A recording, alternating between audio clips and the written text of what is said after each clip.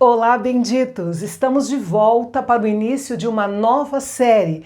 13 dias aprendendo a liderar com Neemias. Eu tenho certeza que esta série será um divisor de águas na sua vida. Aproveite esse período para ler os 13 capítulos de Neemias e deixar Deus ministrar algo a mais no seu coração. E se você tem um amigo que ocupa uma posição de liderança e que ainda não conhece o nosso canal, este é o momento de você ser um canal bendito para ele e trazê-lo para a nossa jornada até o Apocalipse. Muito bem, os eventos do livro de Neemias aconteceram cerca de 1000 anos após a época de Moisés e pouco mais de 400 anos antes do nascimento de Jesus. O povo de Deus estava em um estado desesperador. O reino do norte de Israel tinha sido destruído na época do Império Assírio. Depois foi a vez do reino do sul de Judá ser destruído durante o Império Babilônico. A cidade de Jerusalém, capital do reino do sul, e o glorioso Templo de Salomão foram completamente destruídos. Os babilônios deportaram quase todos os habitantes de Jerusalém da região de Judá. Por cerca de 70 anos, Jerusalém foi uma espécie de cidade fantasma, completamente esquecida e desprezada. Os judeus que foram deportados para a Babilônia começaram a construir suas casas lá. Muitos continuaram seguindo ao Senhor, mas sem nenhum desejo de retornar à terra que Deus havia prometido a Abraão, Isaque e Jacó. Alguns desses judeus fiéis alcançaram posições de destaque no governo, como por exemplo Daniel, Sadraque, Mesaque e Abdinego, que se tornaram líderes na Babilônia, e Ester, que foi feita rainha na corte de Assuero, o rei da Pérsia.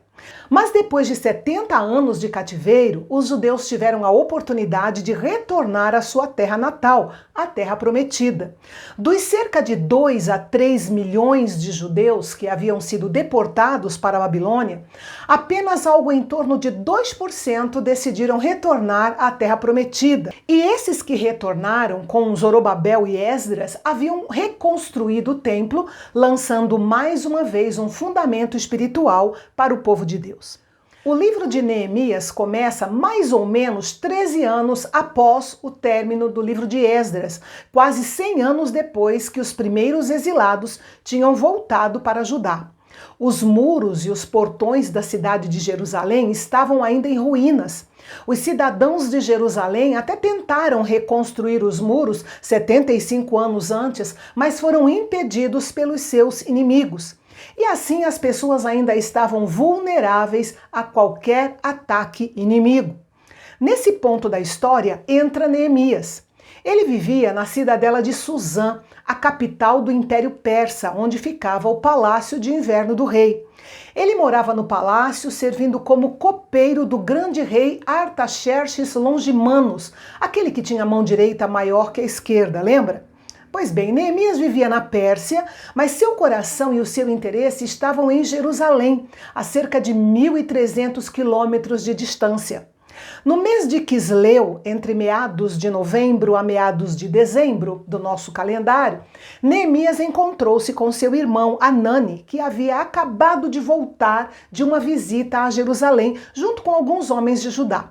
Ele logo quis saber como estavam os judeus que tinham voltado do exílio e em que estado se encontrava a cidade de Jerusalém.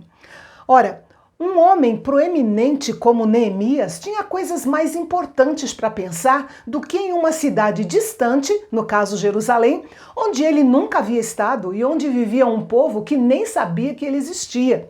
Mas como seu coração era voltado para as coisas de Deus, ele não vivia para si mesmo, mas pensava nos seus irmãos judeus. As notícias que Neemias recebeu não foram nada animadoras. As pessoas estavam em grande miséria e humilhação, os muros de Jerusalém estavam derrubados e os portões da cidade queimados a fogo. O mau estado do povo e o mau estado das muralhas da cidade estavam intimamente ligados. No mundo antigo, uma cidade sem muros era uma cidade completamente aberta e vulnerável aos seus inimigos, sem nenhuma defesa ou proteção. Os moradores de Jerusalém viviam em constante estresse e tensão, nunca sabendo quando poderiam ser atacados ou brutalizados. O templo reconstruído não poderia ser ornamentado porque qualquer coisa valiosa seria roubada facilmente. Não é de se admirar que o povo vivesse em constante angústia. A reação imediata de Neemias diante daquelas notícias foi extrema. Como era costume dos judeus, ele se assentou e começou a chorar e lamentar. Ele sabia que alguém devia fazer algo para salvar Jerusalém e ele estava disposto a ser esta pessoa.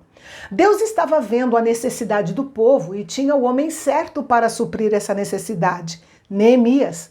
Ele seria o líder. E o que é um líder? É alguém que influencia outras pessoas para fazer uma determinada tarefa. Aliás, é importante enfatizar que o livro de Neemias é um livro sobre liderança. Um líder deve estar preparado para um trabalho difícil, pois não há vitória sem guerra, não há oportunidade sem oposição. Sempre que o povo de Deus diz vamos nos levantar e construir, Satanás se prepara para se opor. Um líder deve ter uma grande visão, uma meta que seja grande o suficiente, assim como Neemias, que sabia que, através dele, Deus iria corrigir um problema que já existia há mais de um século. A reação de Neemias foi além da emoção imediata. Ele passou alguns dias jejuando e orando, buscando intensamente a Deus para encontrar uma solução. A oração dos versículos 5 a 11 é a primeira das 12 orações registradas neste livro. A oração é essencial na vida do líder. Se a visão é tão grande que só Deus pode realizá-la, então, obviamente, o líder deve orar para conhecer as estratégias de Deus. Neemias orou em torno de 4 meses antes de fazer qualquer coisa. Ele pediu perdão pelos pecados do povo e se incluiu como parte dos pecadores. Ele se identificou com os pecados de uma geração que ele nem tinha conhecido. Nos versículos 8 a 10, ele pediu ao Senhor que se lembrasse da sua promessa. Esta é uma maneira poderosa de se chegar a Deus, pedindo-lhe que se lembre das suas promessas. Nesse ponto, ele estava citando as palavras registradas em Deuteronômio, nos capítulos 28 e capítulo 30. Neemias pediu a Deus que o abençoasse quando ele fosse falar com o rei sobre o assunto, pois ele queria fazer algo a respeito do trágico estado dos muros e do povo de Jerusalém. Ele sabia que Artaxerxes já havia decretado que o trabalho da reconstrução de Jerusalém deveria parar.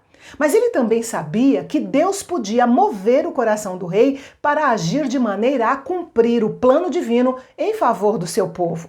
Sabe, Deus ainda hoje procura pessoas como Neemias, que se importam o suficiente para querer saber dos fatos, para chorar sobre as necessidades, orar pedindo a ajuda de Deus e então dispor-se a fazer o que for preciso. Enfim, depois de orar e jejuar muito, um dia Neemias estava fazendo seu serviço de copeiro, servindo vinho ao rei, quando o rei reparou que ele estava triste e perguntou: Neemias, por que você está triste se não está doente? Ao ouvir a pergunta do rei, Neemias ficou com muito medo. O porquê desse medo e o que aconteceu a seguir, você fica sabendo amanhã aqui no Canal Bendito, o nosso canal de Fala Fácil. Até lá!